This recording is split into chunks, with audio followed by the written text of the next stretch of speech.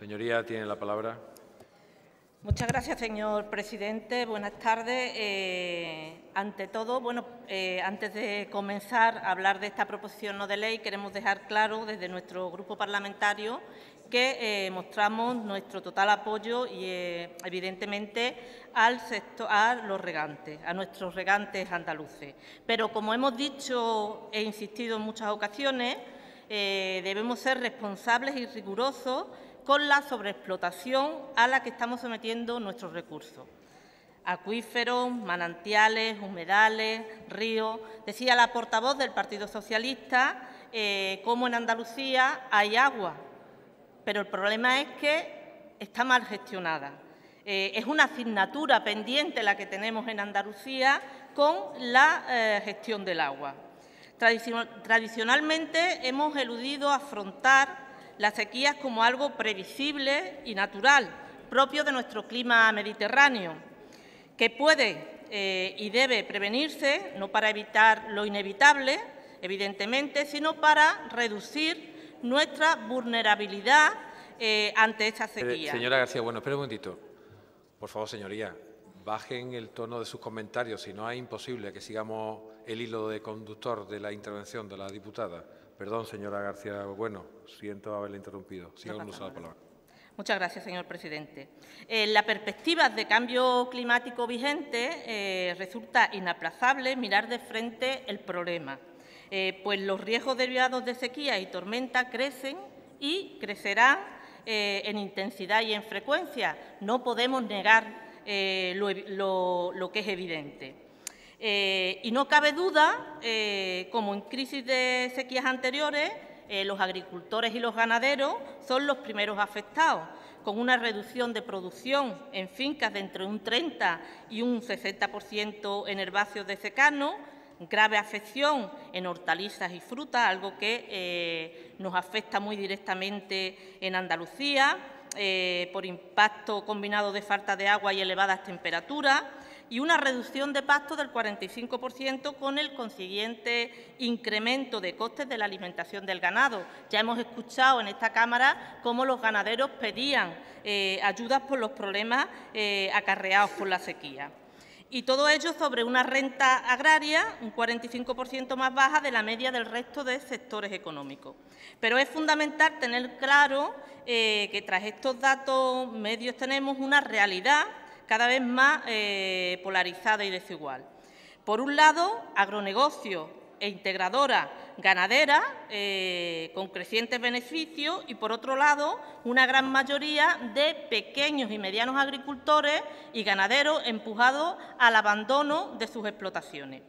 Hay algo que nos parece necesario tener en cuenta y que se olvida, algo tan importante como son los recursos renovables que no se pueden gestionar como si fueran ilimitados. Esto es precisamente lo que se está haciendo continuamente con nuestros recursos hídricos.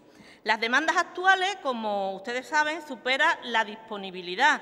No se puede seguir insistiendo en aumentar regadíos, como bien decía y exponía el portavoz de Izquierda Unida en su intervención.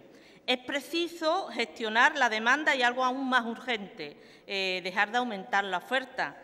Esta proposición no de ley que nos presenta hoy aquí el Grupo Socialista, en la que se insta al Gobierno andaluz para que, a su vez, se inste al Gobierno central a habilitar de manera inmediata y algo preocupante de manera permanente el procedimiento para bonificar el coste de agua proveniente de recursos no convencionales, principalmente de agua provenientes de fuentes de desalación, de modo que no exceda, como ya se ha dicho, de los 30 céntimos por metro cúbico en zonas de déficit hídrico declarado. Desde nuestro grupo parlamentario no estamos de acuerdo en subvencionar el agua desalada de forma indiscriminada y en todo tiempo. Esta medida podría ser que se esté incentivando con esta medida a sobreexplotar acuíferos y ríos porque puedan tener el premio de una subvención de agua desalada al final.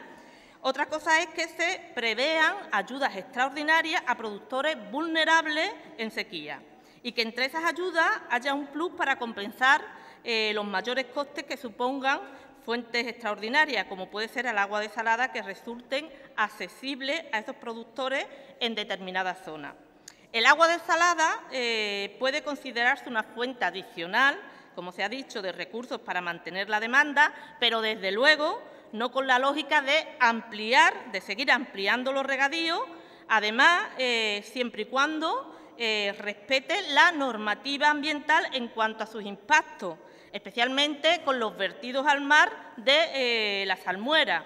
En cualquier caso, el incremento de agua desalada debe ser de gestión y control público, en transparencia y criterios de respeto a los derechos preexistentes, para no acabar financiando con dinero público el agua de regadíos ilegales que se puede dar.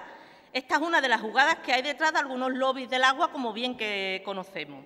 Es cierto que las grandes infraestructuras de desalación ya construidas deberían de ponerse en uso para rentabilizar una gran inversión actualmente infrautilizada, pero es fundamental para abaratar costes la utilización de energías renovables para las desaladoras. Esto permitiría la plena autosuficiencia energética de las mismas, con las ventajas económicas, energéticas y ambientales que ello implica. Esto permitiría un ahorro en el precio del metro cúbico de agua desalada.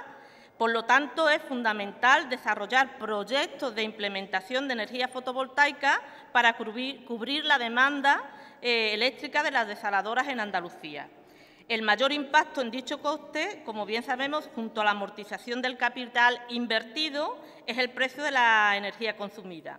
Para abaratar el coste, la mejor ruta es incorporar, como he dicho, energía solar fotovoltaica, que como decía, con el objetivo de reducir el precio a menos de 0,30 céntimos metro cúbico, como hace hincapié esta proposición no de ley.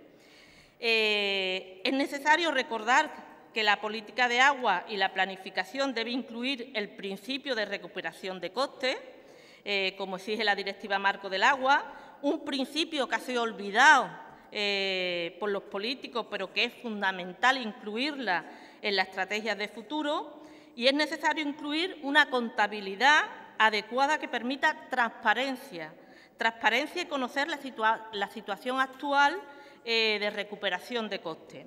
Desde luego no estamos de acuerdo, insistimos, como hemos dicho ya en muchas ocasiones, en la exención de canon y tarifa de agua de manera lineal a todas las explotaciones agropecuarias. No tiene sentido en un momento de escasez que la política sea no cobrar el agua que se gasta. Este tipo de medidas va en contra radicalmente del principio, como decía, de recuperación de costes. Si estamos de acuerdo, evidentemente, en que haya ayuda directa, pero que estas ayudas directas sean dirigidas. Se trata que las ayudas se concedan de forma directa a los agricultores y ganaderos como compensación de renta y no a través de una exención de los costes de agua, con el fin de cubrir y cumplir con el principio, como decía, de recuperación de costes. Estas ayudas deben ir orientadas con criterios de equidad. No podemos hablar de igualdad, porque no todos los agricultores y todos los ganaderos están en las mismas condiciones. Por lo tanto, criterios de equidad social es fundamental. Que los beneficiarios de estas ayudas se correspondan con sectores vulnerables, es decir, pequeños y medianos productores, lo que hemos llamado la agricultura familiar, y se deben de aplicar criterios sociales que permitan identificar a esos productores cuyas explotaciones estén en riesgo de abandono por la sequía. Hay que evitar que estas ayudas vayan dirigidas a grandes consumidores o usuarios que tienen amplia capacidad financiera. No se puede estar financiando a una gran empresa que tiene miles de hectáreas, al igual que un pequeño o una pequeña agricultora que tiene 30 o 40 hectáreas. Es por lo que hemos presentado una enmienda en ese sentido, porque no se puede bonificar a todos por igual. Igual que pedimos que las ayudas de la PAC vayan directamente a los pequeños y medianos agricultores y ganaderos, que vayan destinadas a los más vulnerables, a la agricultura familiar, que son las que están en riesgo y que necesitan ayudas para garantizar esa renta, pues en este sentido exactamente igual. Y la enmienda que proponemos es que al final del primer punto se le añada modulando estas ayudas, en todo caso, según criterios sociales a favor de las explotaciones más vulnerables. Y una enmienda en voce, como decía el portavoz de Izquierda Unida, en ese mismo sentido. Por lo tanto, bueno, esperemos que se tenga en cuenta. Lo siento, señora diputada. Gracias.